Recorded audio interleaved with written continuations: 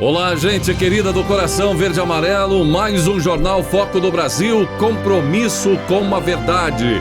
E já vai dando o seu like, queremos saber também através do seu comentário, sua opinião, de qual lugar maravilhoso do Brasil ou do mundo você assiste o Jornal Foco do Brasil, participe do chat ao vivo e compartilhe, é claro. Vamos agora às notícias desta edição. O presidente Jair Bolsonaro, vimos que recebeu para um café da manhã deputados da bancada do agronegócio na Câmara. Entre os principais assuntos discutidos no encontro estava a sucessão na presidência da Câmara. Deputados disseram para o presidente que apoiam Arthur Lira, candidato preferido de Bolsonaro.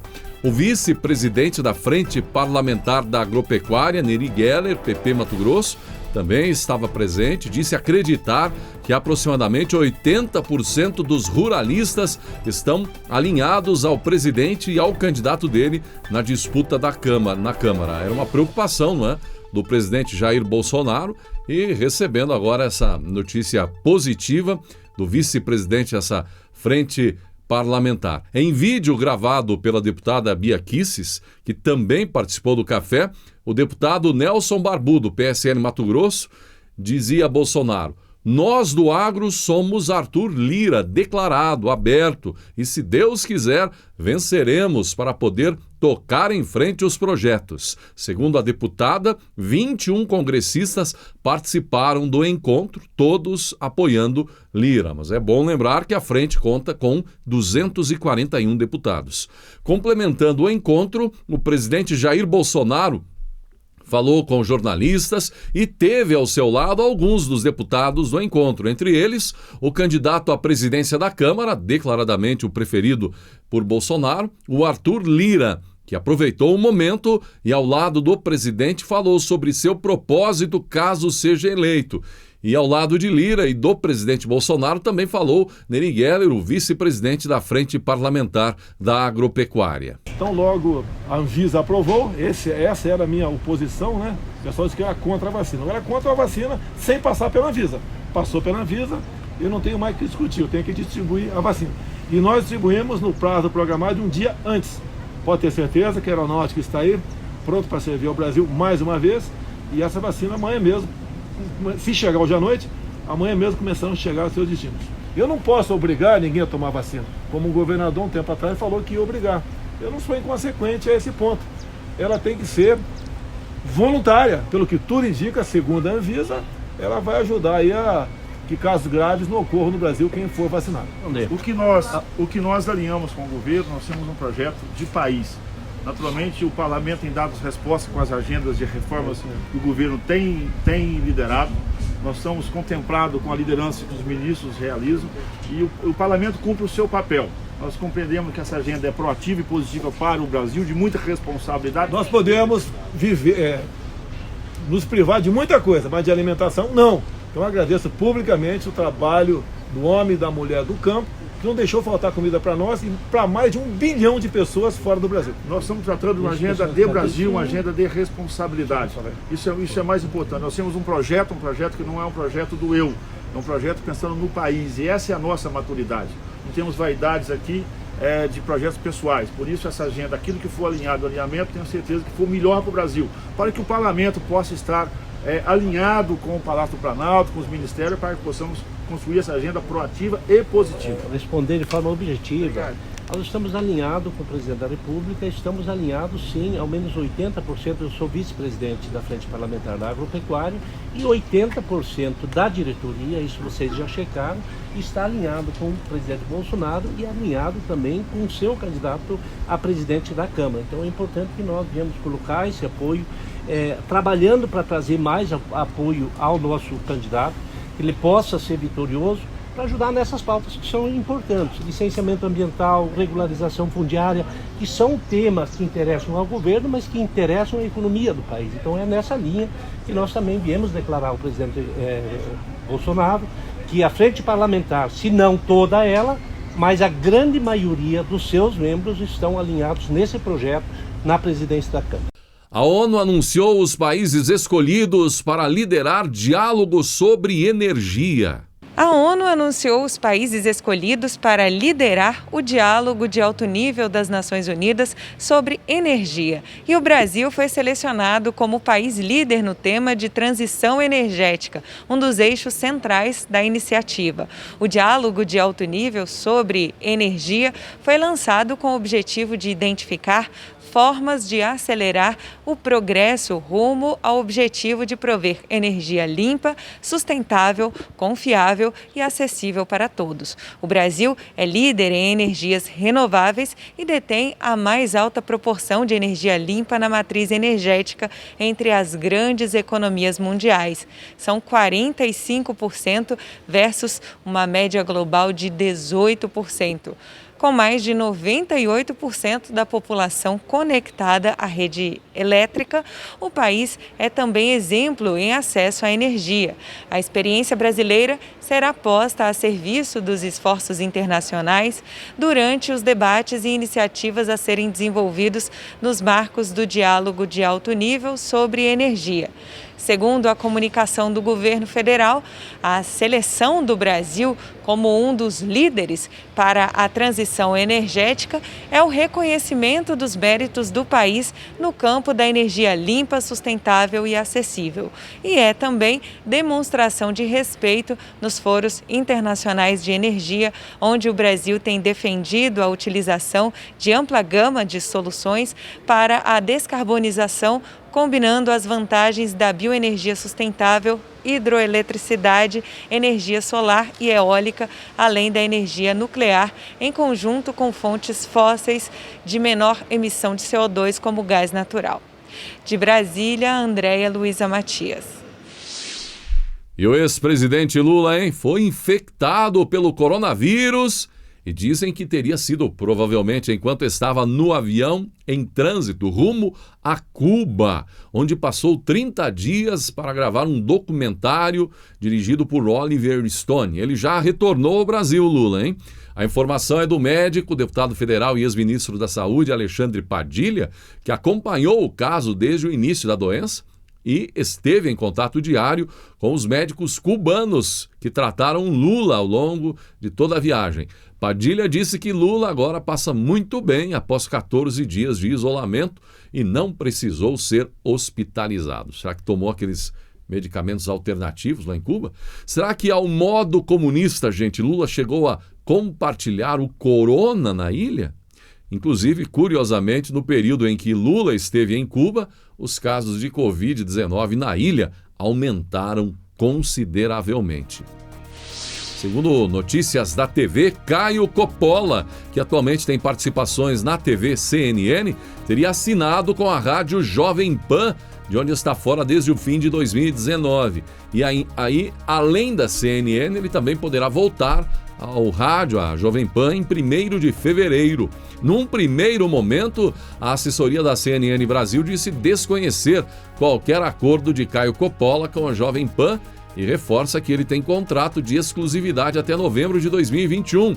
Mas circula também a informação de que Coppola teria feito um acordo para permanecer na CNN Brasil e também participar na rádio Jovem Pan. E neste mundo ainda, o renomado apresentador Milton Neves, da Rádio Bandeirantes, usou as redes sociais para dar um conselho ao presidente Jair Bolsonaro. Um conselho de Milton Neves ao Bolsonaro. Quer dar a volta por cima, Bolsonaro? Dê um jeito de aprovar todas as reformas e privatize esse monte de elefante branco caro para burro para o país. Além, claro, de inundar o Brasil de vacina e apoiar a vacinação em massa com convicção, sem jacarés e lagartos, escreveu Milton Neves. Em meados do ano passado, em um comentário no Instagram, Milton Neves revelou ter nojo do PT e declarou ser simpático ao presidente brasileiro. E ainda, do mundo das personalidades da TV, que emitem opiniões políticas, depois do presidente falar em pastel e William Bonner, a semana teve idas e vindas, altos e baixos para o apresentador do Jornal Nacional, e ele acabou indo para os assuntos em destaque no Twitter, por exemplo, com a hashtag Bonner espalha fake news. Tudo por conta do capricho que ele deu ao criticar o presidente da República e também o ministro das Relações Exteriores, quando falava que a Índia não liberaria as vacinas de Oxford por conta dos posicionamentos de Bolsonaro e seu ministro. No entanto, muito mais rapidamente do que a Globo e também Bonner esperavam, as vacinas foram liberadas. E por isso muitos consideraram as críticas como fake news. Nova regra do WhatsApp que permite o compartilhamento de dados do usuário com outras empresas, muita polêmica a respeito, e contraria a Lei Geral de Proteção de Dados, gente. Está pintando o primeiro grande teste para a Lei Geral de Proteção de Dados, aprovada em 2018, mas que entrou em vigor há apenas 4 meses. A atualização nos termos de uso do WhatsApp permitirá que a companhia compartilhe com outras empresas dados pessoais do seu usuário, como o número de telefone, a fotografia, o número do IP, que é a identificação digital do aparelho, com dados de localização do celular ou outro dispositivo.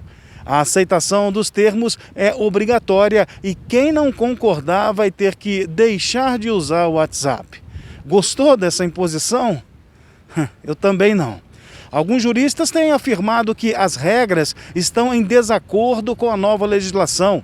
E na semana passada, o Procon de São Paulo notificou a empresa a apresentar uma justificativa legal para as novas regras. O Facebook, proprietário do WhatsApp, contratou advogados especializados em direito digital para assessorar a companhia. E, em um sinal de que cogita rever a sua decisão, adiou o início da vigência dos novos termos de 8 de fevereiro, a data passou para maio. Caso o aplicativo seja considerado essencial, aumentam as chances de o judiciário derrubar a obrigatoriedade do compartilhamento de dados por parte do usuário. O debate sobre as novas regras do WhatsApp também apresenta um aspecto inevitável da era digital. As relações entre consumidores e empresas estão cada vez mais distantes daquele modelo previsto no Código de Defesa do Consumidor. No caso do WhatsApp, por exemplo, o cliente não adquire um produto ou serviço nos moldes tradicionais, já que não há uma transação financeira. Os novos termos do WhatsApp também são alvos de questionamento na Índia. Lá, citando preocupações com a privacidade, o Ministério da Tecnologia solicitou que a empresa não implemente as novas regras. Na União Europeia, onde as regras de privacidade são muito mais rígidas, o aplicativo não pretende aplicar os novos termos de uso. Agora querem dar o bote aqui no Brasil. O WhatsApp informou que as novas regras se aplicam apenas à interação dos usuários com perfis comerciais dentro do aplicativo. Eu sei. De Brasília, Fábio Santos. As vacinas contra a Covid-19, desenvolvidas em parceria entre a AstraZeneca e Oxford, vindas da Índia, somam 2 milhões de doses, que foram as doses enviadas por meio de um voo comercial de uma companhia aérea comercial, com a chegada no aeroporto de Guarulhos, em São Paulo, e posteriormente o envio para o Galeão, no Rio, e de lá para Fiocruz, para o processo de checagem de qualidade e segurança, com os despachos então para os estados. O ministro das Relações Exteriores, Ernesto Araújo, afirmou que com o envio e chegada das vacinas ao país, a Índia colocou o Brasil na mais alta prioridade. A declaração civil foi feita após a confirmação de entrega das vacinas produzidas em território indiano. Em mensagem no Twitter, Araújo fez uma defesa de críticas sobre sua atuação como chanceler nas negociações internacionais sobre a vacina contra o coronavírus. Na publicação, Araújo também agradeceu o presidente da República, Jair Bolsonaro. Muito obrigado, presidente. O governo da Índia colocou o Brasil na mais alta prioridade. Somos um dos 2 primeiros países a receber vacinas contra a Covid compradas na Índia. O chefe do Itamaraty, gente, também agradeceu em especial ao ministro de Relações Exteriores da Índia. E é importante saber que, além da vacina de Oxford, a Anvisa avaliou o segundo pedido de uso emergencial da vacina Coronavac feito pelo Instituto Butantan, definindo a liberação de mais 4,8 milhões de doses. A nova autorização vale também para toda a produção, a partir de agora feita pelo Butantan, podendo chegar a uma produção adicional de 35 milhões de doses, já descontando essas 4 milhões. E, eventualmente, no acréscimo, que inclusive já foi mencionado ao Ministério, de 56 milhões de doses adicionais também. E uma pesquisa da CNI apontou uma notícia inédita nos últimos anos na geração de empregos no Brasil. A pesquisa Sondagem Industrial da Confederação Nacional da Indústria, a CNI, aponta que pela primeira vez em 10 anos houve aumento de emprego na indústria no mês de dezembro. O índice de evolução do número de empregados ficou em 50,5 pontos acima da linha divisória de 50 pontos, demonstrando um crescimento.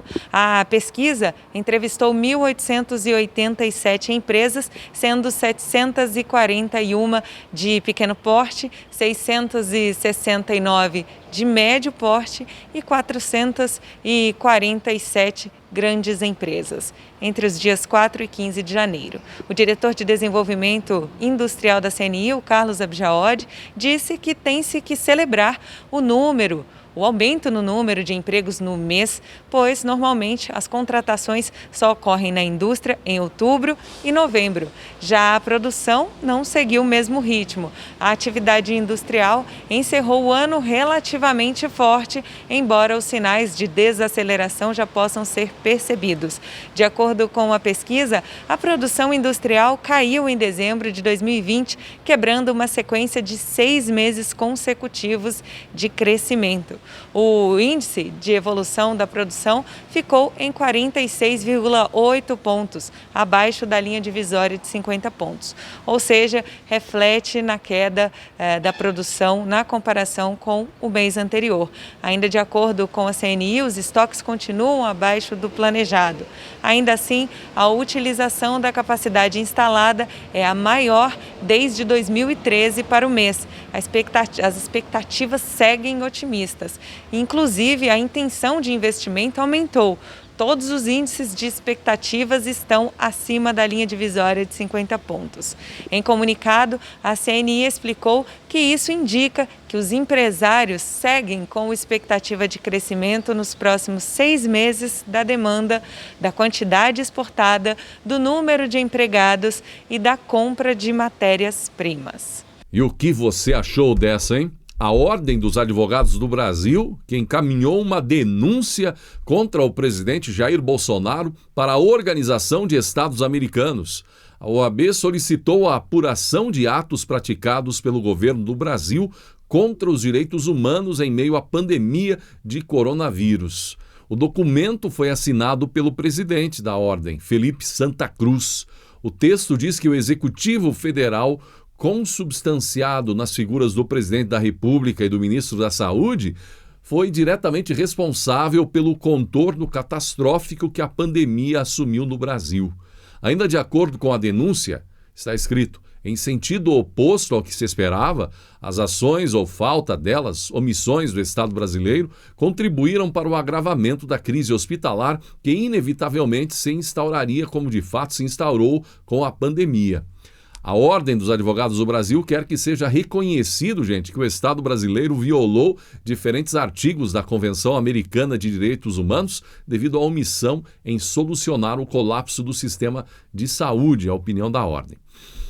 Agora, qual é a sua opinião sobre isso, sobre esse posicionamento da Ordem dos Advogados do Brasil?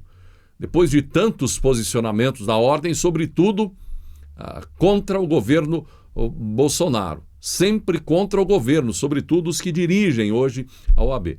Na sua opinião, essa denúncia condiz com a realidade em relação ao que o governo federal conseguiu de fato fazer durante a pandemia, sem apresentar uma escalada ou um escândalo da corrupção, de corrupção?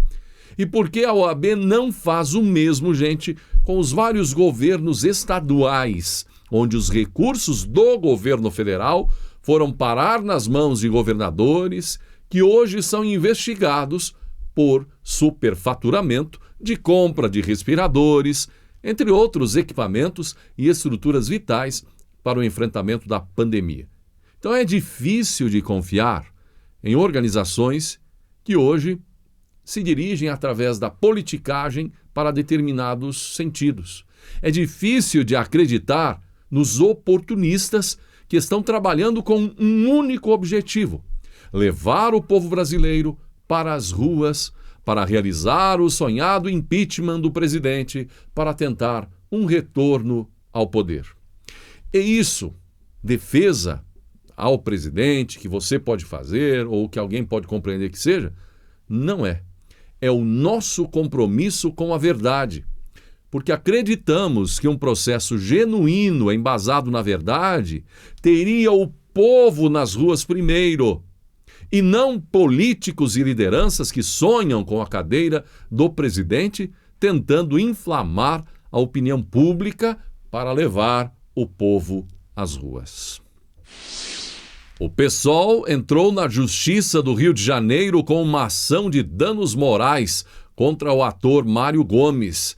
O conhecido, veterano ator Mário Gomes, muitos papéis, não é? Até na Rede Globo de televisão, soltou um áudio a um amigo, o áudio acabou vazando, foi parar na internet e ele fala fortes palavras em relação à sua opinião de como está a questão política no Brasil hoje. E por causa do áudio do ator, o áudio que acabou vazando, onde ele tece então comentários sobre, por exemplo, a crise do oxigênio em Manaus e cita o deputado Freixo, agora o PSOL está processando o ator. A informação é do jornalista Lauro Jardim. A ação pede ao juiz o pagamento de R$44 mil em razão dos danos morais, apontam as informações do PSOL. Câmara dos Deputados insiste em projeto que prorrogue o auxílio emergencial. Um projeto de lei quer um auxílio de R$600 até abril.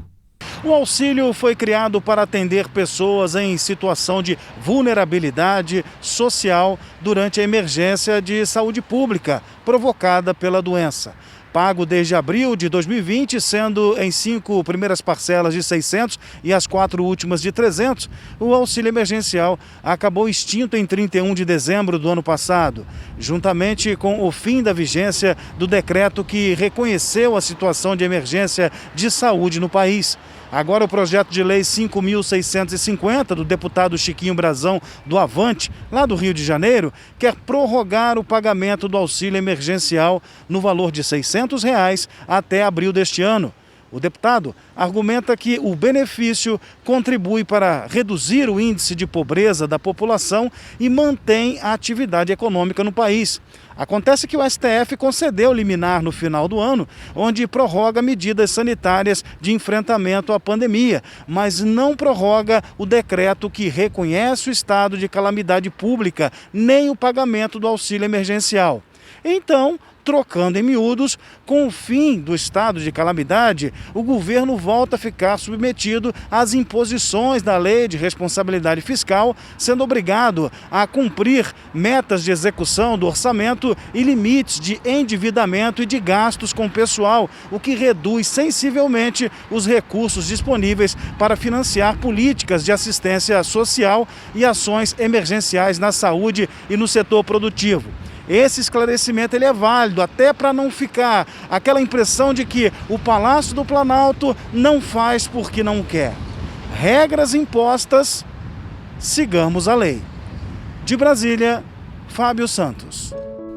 Havia um mestre vivendo junto a um grande número de discípulos. Eles sobreviviam de esmolas e doações. Sempre estavam reclamando das condições precárias do templo.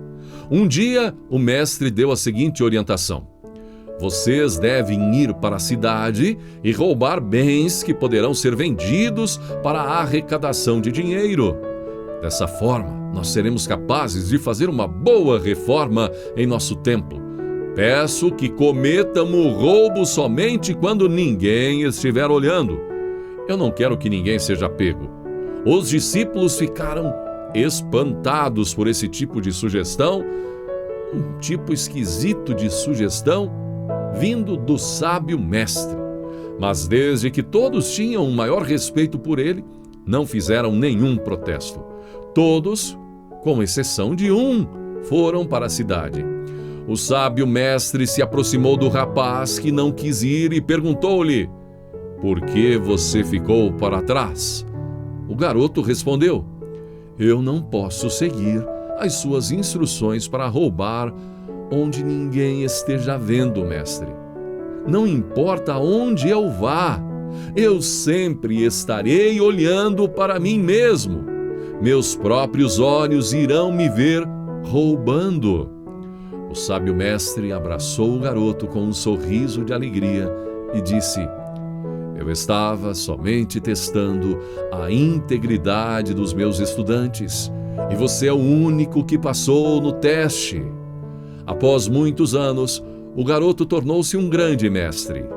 No dia a dia da vida, somos colocados diante de situações que são verdadeiras provas de nossas crenças morais.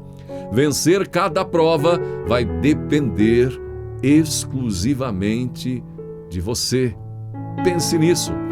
Gratidão pela sua atenção. Mais reflexões e lições de vida no canal Reflexões. Compartilhe esta edição e até nosso próximo encontro no Jornal Foco do Brasil deste sábado à noite. E que Deus abençoe a você e a sua família.